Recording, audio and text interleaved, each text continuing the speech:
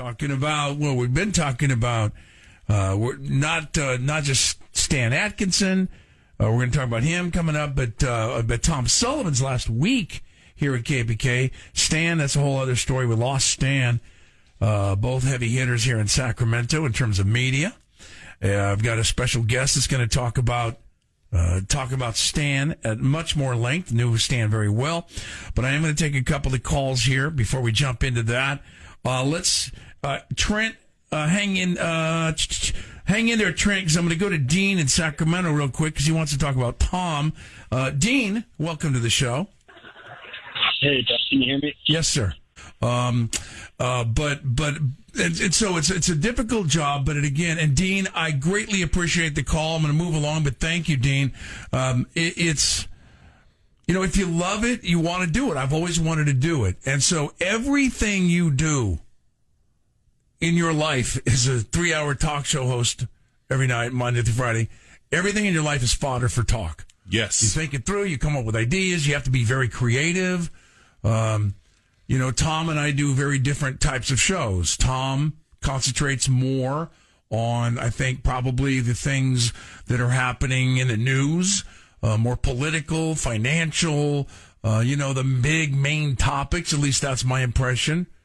I'm over here talking about, Brussels sprouts and why can't I get the bag open at the grocery store and a produce thing? I don't know what I'm doing here. And then I got this guy, Quantel, whatever. Quantel X. Quantel X, he has something to say. And then in this stuff, we mix it up. But it is a very, very challenging job. But you know what? Every job I've ever done, and believe me, I've done a lot of, hard jobs in my life. As have I. On the radio, I'm talking about physical labor. So I'm blessed to be able to do this. Let's go to Trent in Roseville. Hi, Trent. Hey, Pat. Good evening. I got a bunch of stuff to talk about. Okay. I heard that Tom Sullivan is no longer going to be on the radio after this week.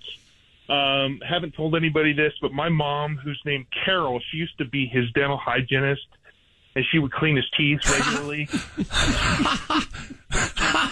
That's great. I hope I get to talk to Tom on Friday, hopefully, when it'll be national. Hopefully that'll happen.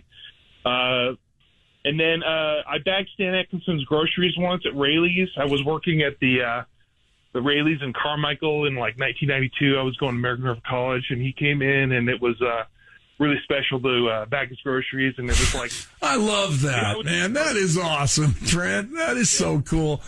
That is really good. So you just came in, you're like, hey, you're Stan Atkinson. I know who you are. That's pretty good. You couldn't miss him. He had all the hair, and he had all the swagger, and he was a big time person there in the Rayleigh's grocery store, and it was just great to see him. That's great, man. And then, special shout out to Terry in Roseville, who's our neighbor, and we just love Terry. And then Tony Cox, I'm thinking you're going to have Tony on today. Yep. He was over at he was actually over in Davis a few weeks ago, and I actually bumped into him at an event that we were having on the field, and it was great to see Tony doing his Facebook stuff, and he was supporting his DJ friend over at the event that was over in Davis. So anyway, and missing Lou Gallagher too, and he actually gave me a tour at KFBK about a year and a half ago, and it was just a great experience. So anyway, I appreciate what you do, Pat, and I love your podcast. And thank you. Praying for you, brother. Trent, thank you, and thanks for mentioning those folks, and thank you for mentioning sweet Lou Gallagher. Trent, I appreciate your phone call very much.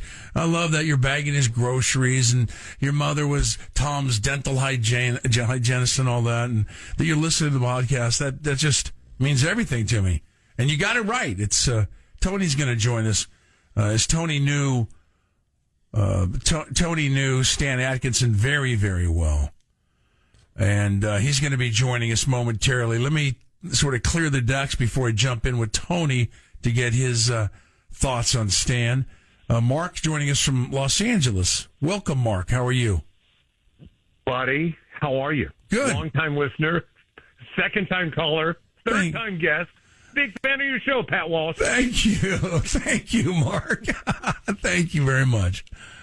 No, I saw Tony's post and I thought, wow, what better way to discover, to honor that is, and discover all the ways that this guy, Stan Atkinson, touched our community than to call into a radio show. That's how I met him. That's how you met Stan? Yeah, so I had just moved to Sacramento and was doing an idiot radio stunt where I was living on a highway billboard, and then 3 days into it, I fell off. And then I became the leading news item for that. I guess it was a slow week in Sacramento news, and they started doing live shots. And then Stan read the story on the air, and lo and behold, got off the air that night at 11. By 11:30, he was at the site where I was living, doing the stunt, and came by to hang out with me. We became friends at that moment, and hooked up routinely throughout the years. And then in his retirement, we got together quarterly with a group called the Three Amigos. Oh, my God. That's so great. And you know Tony Cox, you said, right? Yeah, Tony's one of my dear friends, too. Do I know you, Mark? Have we met? I think so. Is this Pat Walsh? Yes. Yeah, we've done things together. Yeah, that's what I thought. Huh? I make feature films and I've been on local television forever. That's right. That's right, Mark. I'm thinking, I'm like, I know who I'm talking to. Yeah, Tony's going to... Pat Walsh. Yes, sir. Yeah.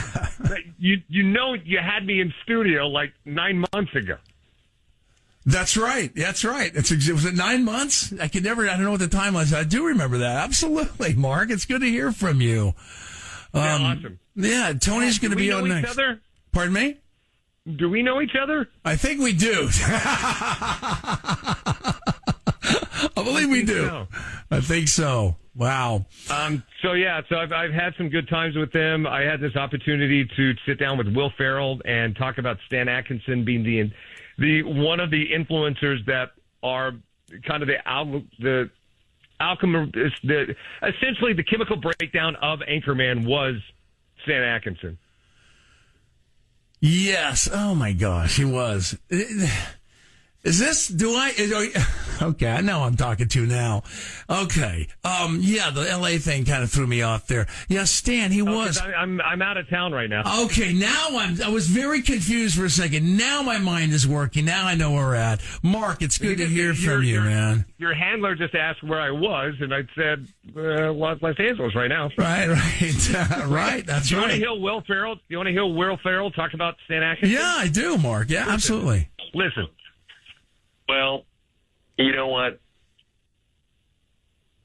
Forget it. You brought it up. I'm going to say it. As you well know, Stan's a bit of a bastard. You know? He's a jerk. Now, that's him goofing around. Obviously, Stan is... the last time I was in his presence, he literally punched me in the eye, and then tried to hit me over the head with a bottle. And I think you're right.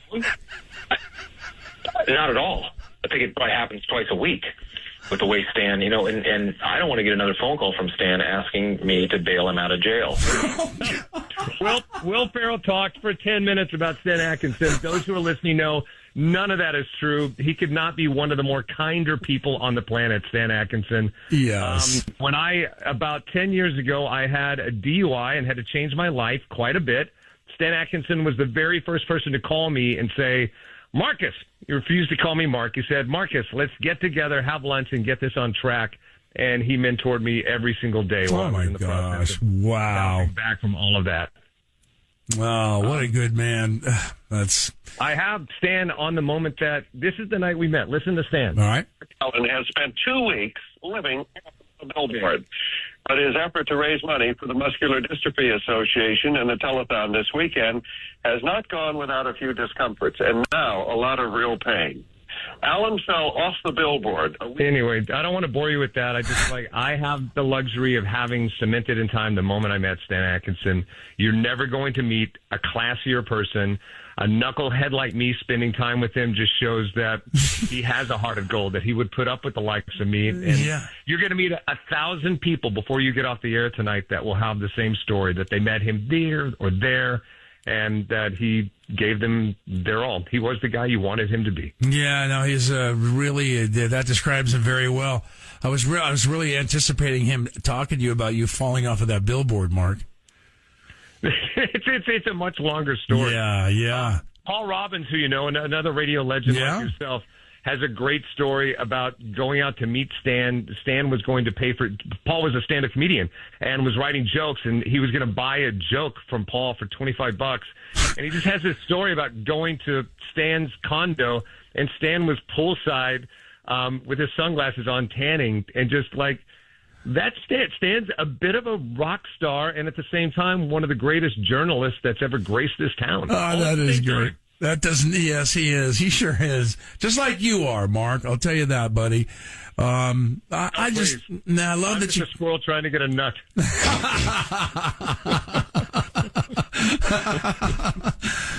Mark. Hey, man, it means a lot that you called in tonight. I really appreciate you sharing that. Okay. I just couldn't pass up an opportunity to celebrate broadcasting altogether and one of our broadcasting legends on a broadcast medium like KFBK with you. I appreciate you. Give Tony a big hug for me, and you guys have fun talking about the great one.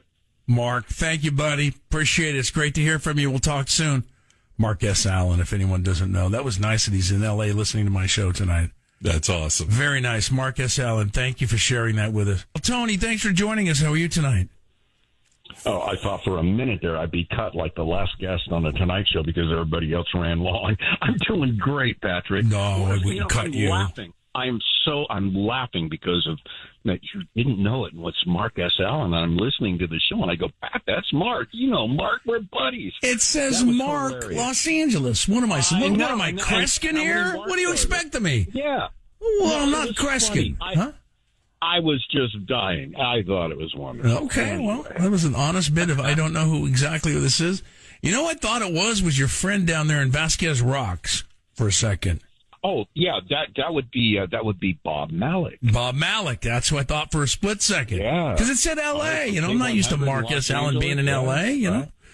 Yeah. Anyway, Patrick. Yes, sir. What a wild 48 hours. You can't turn on the radio. You can't turn on the TV without seeing people paying tribute to this man we call Stan. And before we get into him now, I'm going to take you back 47 years to the first night I met Stan. I was in Los Angeles doing a disco. They flew me down there to MC a disco. And back then, you could just jump on an airplane. You didn't have to go through security. So the show got over at 10. There was a late-night flight back to Sacramento on PSA Airlines. So I just jumped on the airplane. There was one seat open. It was next to Stan Atkinson. I didn't know him from Adam. I had no idea who he was. But I thought, if there's one seat I got to sit in, at least this guy's either a high-end car salesman, Porsche, Lamborghini, or he's a secret agent. He's just too cool looking. So I sit down, and I have a box of 45 RPM records that I played at the disco that night in L.A. I had a box of them. And Stan looked over, and he said, "Are those records?" I said, "Yeah, I'm a DJ." And he looked at me in the eye, and he goes, "I used to be a disc jockey. I'm Stan Atkinson." And I said, "Well, I'm Tony Cox." And I didn't even know who he was. So as the flight progressed, we found out that we were both in broadcasting. And not only that, he goes, "So, Tony, where do you live in Sacramento?" I go, "I live at Governor Square." And he looked at me, he goes, "I live at Governor Square." Oh, man. We were 2 apartments down from each other. Really? 2 apartments? Okay. By the time we landed, we had shared our entire life and caught up to the fact that we were neighbors and both in broadcasting. And you know what he asked when we landed? He goes, "So, Tony, how you getting home?" I said, "My girlfriend, Kimberly's picking me up." He goes, "Do you mind if I ride with you?" I said, "Absolutely not." It'd be a pleasure. He hitched a ride with you guys. Okay. So we're standing outside of Sac Metro. It wasn't even Sac International then. And here comes Kimberly pulling up, and I forgot she had a small little Toyota Corolla with a back seat that Alvin the Chipmunk couldn't fit in. And Stan's like 6'2". I said, "Oh, Stan, I'm sorry. I mean, you can't get back there." And he goes, "Oh, no, I can fold myself up and fit in the back seat." So he climbs in the back seat, and Kimberly and I are driving him home to the same place I live with the NBC anchorman in the back seat with no seatbelt. and it was the first night I met Stan. We became best friends from that point on, much like you and I, Pat, and Mark S. Allen. We've been friends for so long that Stanley, I call him Stanley, just like Stanley called Marcus, and I call you Patrick. And so Stanley, like us, he could be on the other side of a room, and I could look at him with a wink and a nod, and we would understand what we were talking about. He, above and beyond whom everyone knows him as, he was a good friend, just a human being. We would go to lunch and just talk about everything, absolutely everything, except broadcasting. Tony Cox, a mutual friend, knew him very, very well. And Tony, it's really great to have you on for a few minutes tonight, just to kind of discuss Stan Atkinson. Stan, if you're, Bill in Smartsville, hang in there and I'll get to your call momentarily. But Tony, I thought I would give you this opportunity to share some of your stories, some more stories with Stan, and just some of your thoughts about Stan Atkinson. Well, for the past couple of years, about every 3 months, I went by and visited Stan at his assisted living, and his wife, Kristen, who was an angel, would spend every day with him, and then in the evening she'd go home. So I'd go by and bring lunch from Cordy Brothers to Stan, and we would sit and talk, and I learned something about Stan. He mentored so many people, and he never told anyone what they should do. He knew what we could do. He was a curious man. He never judged you. He saw you. He could see people for what they are. And that takes a very special spirit. I miss the man dearly. The last couple of days, I have been thinking about times that we spent together, just nothing major. He always wanted me to write a book. And I said, Stan, everybody writes a book. He goes, no, Tony, you should write a book. And he sent me a publisher who maybe would write a book with me. Now, that was 4 years ago, and I just threw it in. I just put it in the back of my mind until today. And I said to myself, Stan, I'm going to write that book. I don't know what I'm going to write about, but the stories that Stan and I used to talk about made us laugh. Stan was at my 65th birthday, as you were at Sam's Opera. And we just had a wonderful time. He gave me, how many people have a thermos vodka glass? He gave me an insulated vodka glass. He was just so... An insulated vodka glass? Oh, yeah, it's sitting right here. It's a pewter glass. It's like a thermos, but it's shaped like Designed a specific. Oh, okay, I see. Okay, that's pretty good. That took me a second. I'm thinking specifically for vodka. Okay. Well, no, that's pretty good. It's a what do you call it? The vodka drink. What is that called? A vodka screwdriver. Well, whatever it is. Martini. Whatever. Okay, a martini. Okay. Yeah, it's shaped like a martini glass. Oh, okay. So I just want to say what kind of a man Stan was. We would work telethons, and we would do telethons for years with so many people, Easter seals, muscular dystrophy. Mark S. Allen fell off the billboard. He was living on the billboard to raise money for muscular dystrophy. Right. And about 7 years earlier, I lived on a flagpole outside of Country Club Plaza, on the flagpole outside the College High shop. The fire department built me a box. College High. Oh, wow. Sorry. And I lived on that flagpole for a week raising money for muscular dystrophy. When I came down, we did the telethon, and Stan was there. And my mom, who loved me on TV, she watched and listened to my shows, but she called me one day, and she goes, are you doing a telethon with Stan? I said, yeah. And she goes, would you mind if I came down and just kind of watched you guys? Yeah, crushed on Stan. I said, yeah, Mom, no problem. So I tell Stan, I go, hey, my mom's coming down. I'm going to introduce you to her. And so when Mom comes, I go, hey, Stan wants to meet you. And you should have seen her. She went white. She goes, oh, no. Oh, I can't talk to Stan. I wouldn't know what to say to him. Now, Pat, understand that a month earlier, I introduced her to Neil Diamond. And 2 years earlier, to Tony Orlando. She wasn't as flushed as she was when she met Stan. I swear it on my mother's grave. That's great. And he took her. He looked Stan would stop and look you in the eye. It didn't matter who you were or what you were saying. And like I said, his curiosity gave him the ability to listen and hear. So many people don't hear what they're listening to. Was he part of the? He was part of the Jerry Lewis Muscular Dystrophy Telethon, right? He would do the local angle on that. Was. Yeah, for years. He was, but not.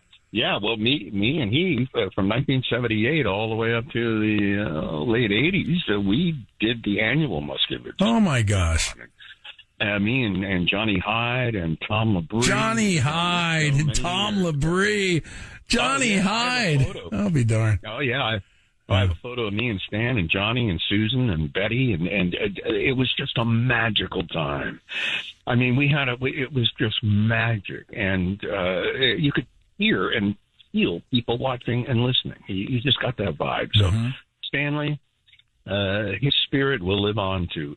I don't think anyone has been as popular as Stan. I was watching NBC News tonight, and Lester Holt on national NBC News said how Stan Atkinson got him started. Here it is right here. Let's listen to Lester Holt talking about Stan. When I offer advice to aspiring young broadcasters, one of the first things I say to do is to watch television, watch different broadcasters, understand why you like them. Is it their tone, or is it their pace, their authenticity?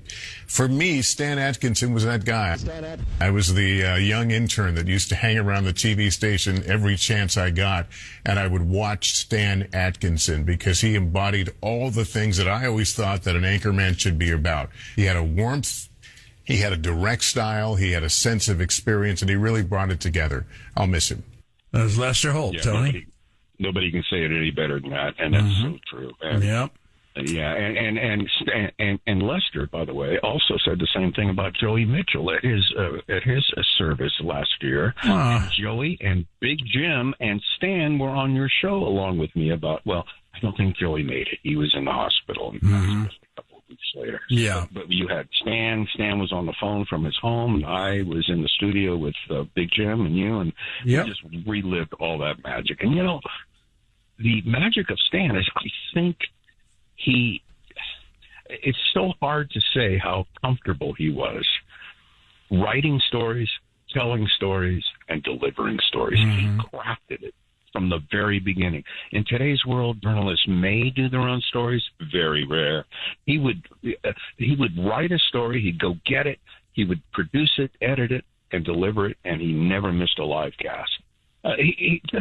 There's only one of him. So I'm glad everybody has been able to relive him. And I say, when I saw Stan 3 weeks ago, his wife, Kristen, as she walked me out to the car, said he only has about a month and a half maybe. And she was right on. And when I left that night a few weeks ago, I shook his hand, I grabbed his hand, he looked at me. And I could tell that was the last time I was going to look at him.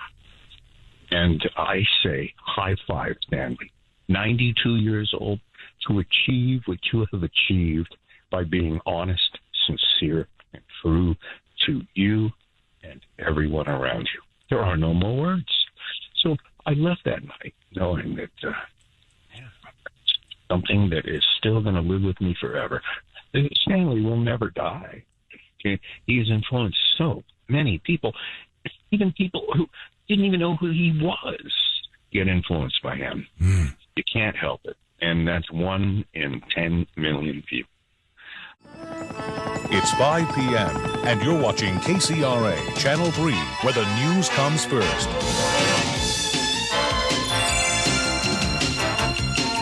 With Stan Atkinson, Margaret Belly, meteorologist Rick Griffin, and Walt Gray with sports. This is Channel 3 Reports.